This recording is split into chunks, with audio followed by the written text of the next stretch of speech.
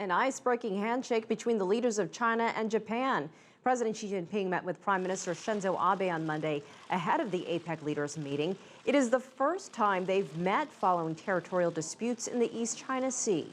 Foreign ministers from both sides reached a four-point agreement last week, and President Xi says China hopes Japan continues to follow the path of peaceful development and adopts prudent military and security policies.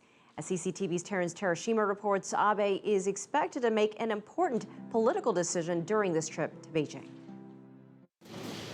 Almost 2 years in the office, it is safe to say that Japanese Prime Minister Shinzo Abe is getting the highest attention in all of his diplomatic trips.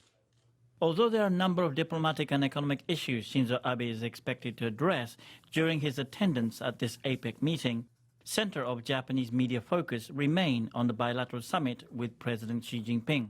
There was an interesting editorial in one of the Japanese newspapers.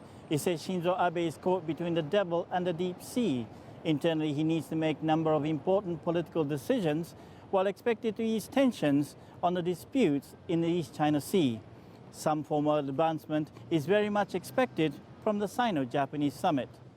Although the two countries struck a four-point accord last week as a foothold to the Abe-Xi summit, many Japanese expect no immediate progress. Experts say the accord left room for interpretation, but it set a base to start the defrosting process between Tokyo and Beijing.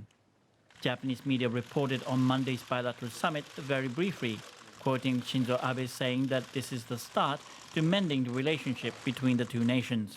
Many Japanese said this meeting was a mere formality and expressed interest on how the two governments can continue diffusing the entangled relations and recover the political and economic relations in the coming year. When one walks down this business district in central Tokyo, the interest is somewhat different.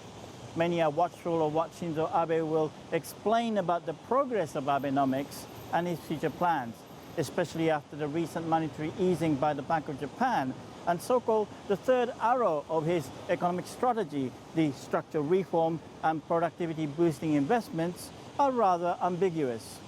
Japan must not lose faith in its ability to reach sustainable recovery, businessmen say. Shinzo Abe must point a clear direction which way Japan is heading.